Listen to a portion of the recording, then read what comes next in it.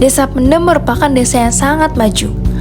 Berdasarkan letak geografisnya, Desa Pendem terletak pada Kecamatan Jonerejo yang termasuk dalam bagian tenggara Kota Batu.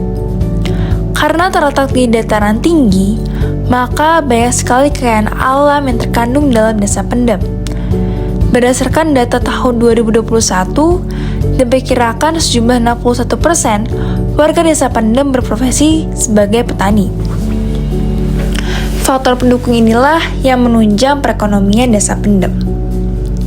Namun, di samping itu, terdapat beberapa permasalahan yang mengakibatkan Desa Pendem belum bisa berkembang secara optimal dan maksimal.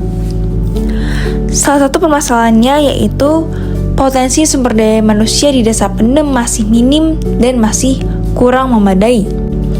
Dengan kata lain, masyarakat Desa Pendem belum mampu beradaptasi dan belum paham akan apa yang terjadi di saat ini di sekelilingnya dan di sekitarnya. Contohnya seperti mereka belum sadar akan hukum, belum mampu menerima informasi mana yang baik dan mana yang tidak. Memang, hal ini tidaklah mudah untuk diimplementasikan apalagi bagi orang tua. Namun, remaja di saat ini hanya peduli tentang lingkungan dan kehidupan pribadinya saja. Mereka belum paham akan apa yang terjadi di luar sana. Maka dari itu, kami memfokuskan program kerja kami untuk mengadakan penyuluhan hukum dengan judul Urgensi Tindak Pidana Kekerasan Seksual dan Cyberbullying. Sebagaimana telah dimaksud dalam bonus tema 1 kegiatan 5, pada kegiatan ini kami mengundang beberapa kelompok remaja yang ada di Desa Pendem, seperti Karang Taruna Desa Pendem, Forum Anak Desa Pendem, dan lainnya. Alasan mengapa kami memilih kegiatan ini, karena kami rasa kedua tindak pidana tersebut cocok untuk didedikasikan kepada para remaja Desa Pendem, karena hal tersebut sedang marak terjadi belakangan ini. Hampir setiap harinya, dapat kita temukan berita mengenai kasus kekerasan seksual ataupun cyberbullying baik di media TV ataupun media sosial lainnya.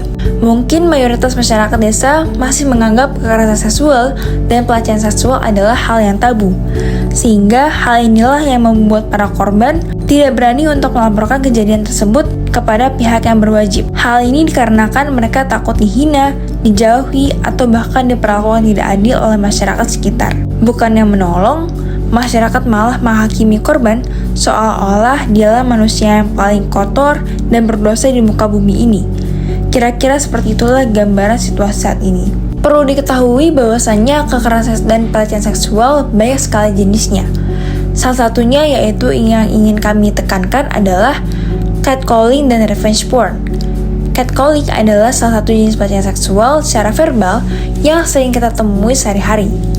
Mungkin mayoritas korban merasa bahwa tindakan itu sebatas lelucon belaka.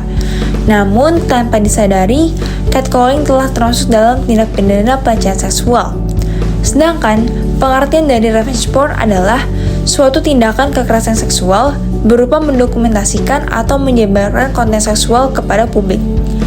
Misalnya seperti mempublikasikan video korban sedang mandi di media sosial, mempublikasikan foto bagian tubuh privat korban, dan lainnya. Tidak hanya pelecehan dan tindak kekerasan seksual saja, tapi tindak pidana cyberbullying juga sedang marak terjadi di masyarakat, khususnya di kalangan entertainment atau hiburan. Lalu tindak pidana selanjutnya adalah cyberbullying. Pada dasarnya, cyberbullying adalah tindak pidana berupa perundungan yang terjadi di dunia maya dengan menggunakan platform digital. Hal ini dapat terjadi melalui media sosial seperti Instagram, Line, WA, Twitter, dan lain-lainnya.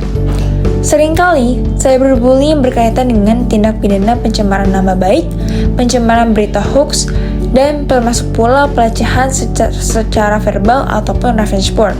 Melalui jenis tindak pidana ini, baik kekerasan seksual dan pelecehan seksual dan cyberbullying, dapat disimpulkan bahwa semakin berkembangnya zaman, maka semakin berkembangnya tindak pidana yang terjadi di kalangan masyarakat.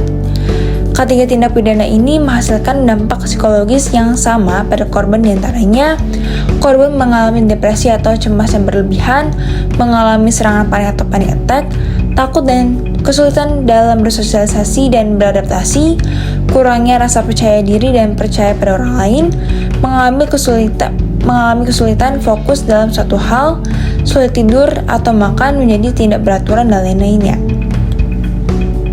Maka dari itu, kami sangat berharap dengan diadakannya penyuluhan hukum mengenai ketiga tindak pidana tersebut, para remaja desa Pendem dapat berani melaporkan jika terjadi tindak pidana tersebut, baik ketika menjadi korban ataupun saksi.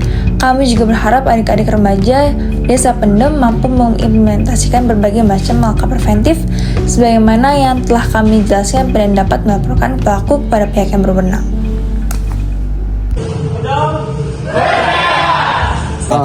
964 Jaya, jaya, jaya!